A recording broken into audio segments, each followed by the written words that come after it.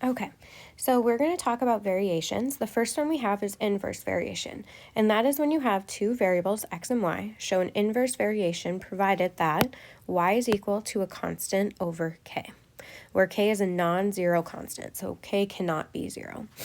So one thing that you are going to want to have memorized is that the inverse variation is y equals k over x. That you have to have memorized. It will not be given to you.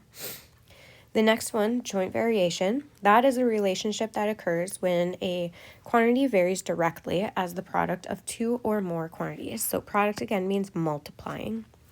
An example, the variation of W varies jointly with TU and V would be W equals the constant times T times U times V. So another thing you need to remember and have memorized is that joint variation is variable equals k times the rest of the variables.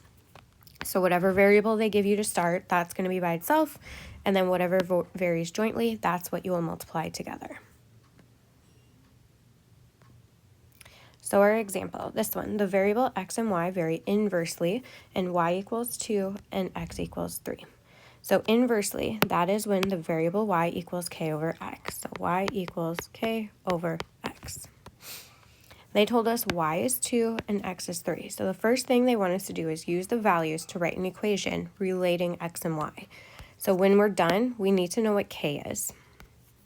So when y is 2, x is 3. So we need to figure out what k is. So we're just going to multiply both sides by 3. Oops. And then we get 6 equals k. So remember, it's asking for an equation relating x and y. So k is not our answer, but that's part of it. So when we are done, you are going to write the equation y equals 6 over x. So that's our equation that's relating both x and y together. Then for part B, we're going to use that equation we just found, y equals 6 over x, and they're asking us to find y when x equals negative 2. So we're just going to substitute in negative 2 in for x, and then we solve. So 6 divided by negative 2 is negative 3, and that's our answer. So that's what you're going to do when it's variables that vary inversely, or inverse variation.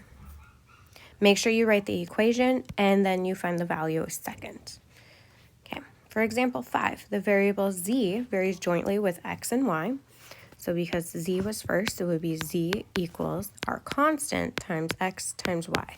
And you want to make sure you don't forget about the constant. They want us to use the values x equals 2, y equals 3, and z equals 4 to do the following. Write an equation relating x, y, and z. So z was 4. We don't know our constant yet. X is 2 and y is 3. So remember, these are all being multiplied together. So 2 times 3 would be 6, and then times k. It is okay to get fractions for your constant. So that's going to happen every once in a while, so don't panic. So this one, when we simplify, we would get 2 over 3 is our constant. And again, the constant wasn't the question. It was to write an equation. So we would write our final equation of z equals 2 over 3 xy.